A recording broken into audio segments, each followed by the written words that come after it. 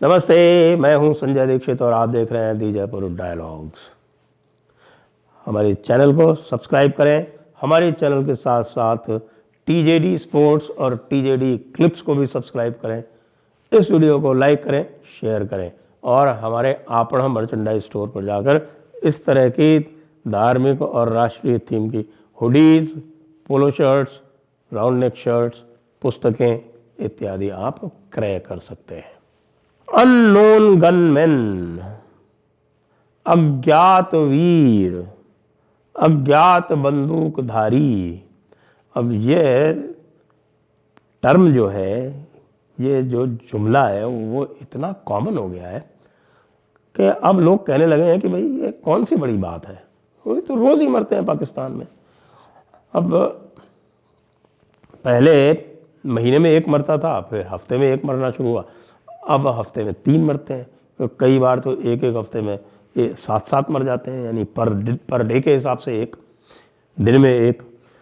तो इसलिए आप सोच रहे होंगे कि भाई आप फिर से क्यों ये ले आए अननोन गनमैन वाली बात। देखिए, स्थिति यह है कि अब पाकिस्तान में पूरी तरह से नियंत्रण समाप्त हो चुका है। आज के समाचार ये हैं कि अभी तक पाकिस्तान बचाने के लिए और FATF से बचने के लिए, आप जानते हैं ना, फाइनेंशियल एक्शन टास्क फोर्स, ये एक इंटरनेशनल ग्रुपिंग है जो ये देखती है कि भाई आतंकवाद को किस तरह की फाइनेंसिंग हो रही है, और जो देश इस आतंकवाद की फाइनेंसिंग के विरुद्ध प्रभावी कार्रवाई नहीं कर रहे हैं उनको फिर वो ग्रे लिस्ट में डाल देती है, उनके विरुद्ध सैंक्शन लगा देती है, उनके विरुद्ध कार्रवाइयाँ करती है, जिसके कारण उनको बाहर से पैसा मिलना जो है वो कठिन हो जाता है, उधार नहीं मिलता, IMF उनको पैसा नहीं देती है। तो जिस प्रकार की स्थिति पाकिस्तान की है उसमें वो उस प्रकार अफोर्ड नहीं कर सकता। तो जितने भी बड़े बड़े आतंकी हैं उनको सबको उसने जेलों में कैद करके वहाँ 5 स्टार फैसिलिटी दे रखी है, जिसमें हाफिज सईद भी शामिल है। कहते हैं मसूद अजहर तो पहले ही ऊपर चला जा चुका है। इसी में था एक साजिद मीर। ये जो साजिद मीर था, इसने डेविड हेडली, जो इस समय अमेरिका की जेलों में बंद है, जिसने हमारे यहाँ 26/11 का पूरा ऑपरेशन प्लान किया था, वो साजिद मीर, जिसके ऊपर अमेरिकी सरकार ने $5 मिलियन यानी लगभग 42 करोड़ रुपए का इनाम छोड़ रखा है,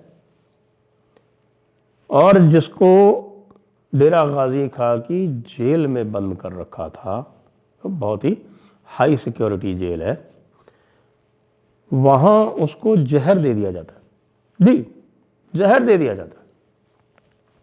अब आप बताइए कि ये जानने के बाद में दाऊद की, हाफिज सईद की, सबकी सिक्योरिटी जो है वो बहुत तगड़े से बढ़ा दी गई।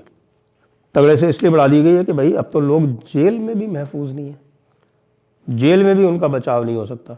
और उसी दिन ये पता चलता है कि एक भिंडरावाले का भतीजा लखवीर सिंह रोडे, उसको गोली मार दी जाती है।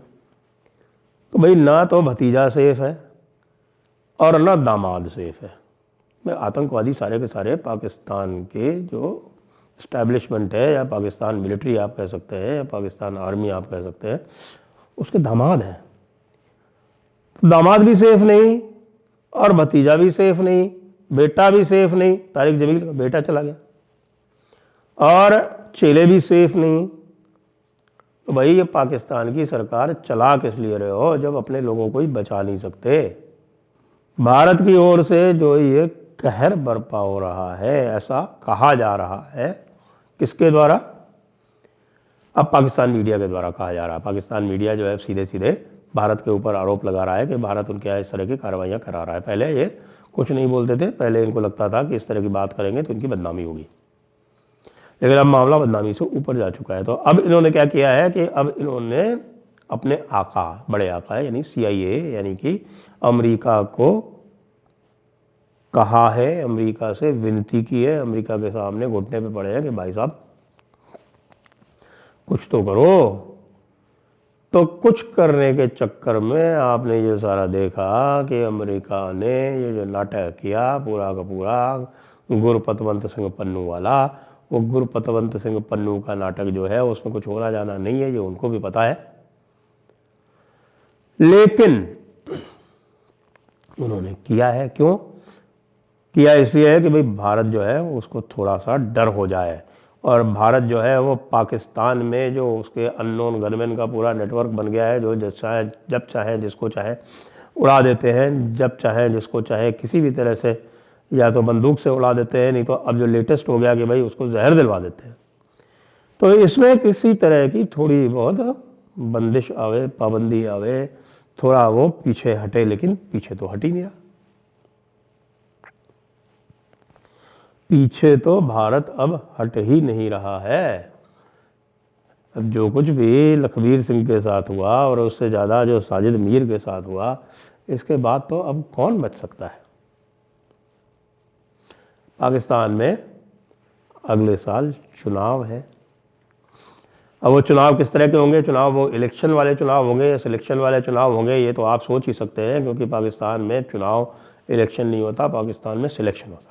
और पाकिस्तानियों के औकात क्या है ये आप जानते हो। अभी अभी आपने देखा कि यूएई में समिट हुआ है क्लाइमेट वाला, उसमें इनके काका को सबसे पीछे खड़ा कर दिया, हमारे मोदी जी को बिल्कुल बीच में और सबसे आगे खड़ा कर दिया। उसको लेके पाकिस्तान मीडिया में बवाल मचा हुआ है, तो ये क्या किया? ये तो बहुत गड़बड़ हो गया, हमारे इसमें बहुत बेइज्जती हो गई। अरे भाई बेइज्जती किसकी हो गई? जिसकी इज्जत होती है उसी की तो बेइज्जती होती है ना। तुम्हारी इज्जत कौन सी है जो तुम्हारी बेइज्जती हो जाएगी? साजिद मीर के साथ जेल में जो भी हुआ, उससे एक चीज़ और बिल्कुल साफ़ हो गई, वो ये हो गई कि भाई अब ये लोग अपने लोगों को जब जेल में ही नहीं सेफ रख सकते, तो ये आगे क्या करेंगे? और इससे एक बात और भी बिल्कुल स्पष्ट हो गई कि बीच में कवर फायर देने का प्रयास किया जा रहा था। ये कहा जा रहा था कि आईएसआई जो है वो अपने बेकार हो चुके लोगों को स्वयं निपटा रही है, लेकिन ऐसा तो नहीं है। कोट लखपत जेल से उठाकर इसको डेरा गाजी खां ले जाया गया। डेरा गाजी खां में बिल्कुल स्पेशल फैसिलिटीज़ के साथ स्पेशल केयर में रखा गया, और उसके बाद भी वहाँ कोई इन्फिल्ट्रेट कर जाता है और उसको जहर दे देता है। क्या इतनी इनकॉम्पिटेंट है आईएसआई? आईएसआई को अगर किसी को मारना होगा तो उसको पहले इतनी सेफ्टी में क्यों रखेगी? इससे ये तो स्पष्ट हो जाता है कि ये सारा का सारा एक नैरेटिव बनाया जा रहा था पहले, अभी से तो नहीं, मैं कहूँगा करीब 2 महीने पहले, 3 महीने पहले। और हमारे जो भारतीय जो टिप्पणीकार थे वो अधिकतर यही कह रहे थे कि भाई ये सब जो है इनका इंटरनल मामला है, इसका भारत से कोई लेना देना नहीं है। लेकिन उसके बाद के जो डेवलपमेंट्स हुए हैं और जिस तरह से बहुत ही हाई वैल्यू टारगेट्स जो है वो आ गए हैं जद में, और अब तो साजिद मीर जैसा, मेरे ख्याल से अभी तक जितने भी गनमैन ने मारे हैं लोगों को, जितने भी टारगेट किए हुए हैं, उसमें से हाईएस्ट वैल्यू टारगेट ये साजिद मीर ही था, जिसके ऊपर $5 मिलियन का यूएस द्वारा इनाम रखा हुआ था। डिक्लेयर्ड टेररिस्ट था, यूएन डेजिग्नेटेड टेररिस्ट था, भारत के द्वारा यूएपीए में चार्जशीटेड टेररिस्ट था। और हर तरह से हाईएस्ट वैल्यू टारगेट आज तक का ये साजिद मीर था। और इतने हाई वैल्यू टारगेट को अगर इतनी हाई सिक्योरिटी प्रिजन के अंदर जहर दिया जा सकता है, तो भाई पाकिस्तान वालों ये समझो कि अब तुम्हारे यहाँ कोई भी सेफ़ नहीं है, दाऊद भी सेफ़ नहीं है। दाऊद के बारे में आपको वैसे भी पता है कि हमारे डोवाल साहब जब आईबी में थे तब उन्होंने पूरा प्लान कर लिया था इसको निपटाने का, लेकिन उस समय कहते हैं कि साहब कि एक बहुत बड़े पॉलिटिशियन, कुछ लोग उसमें शरद पवार का नाम जोड़ते हैं कि साहब कि उनको पता चल गया और उन्होंने जो किलर जो भेजा जा रहा था दुबई उसको अरेस्ट कर लिया जानबूझ के, जिससे कि वो बचाव हो जाए दाऊद का। क्योंकि दाऊद से महाराष्ट्र के राजनेताओं के बहुत ही गहरे रिश्ते हैं, इतने गहरे रिश्ते हैं जिनका कि वर्णन नहीं किया जा सकता।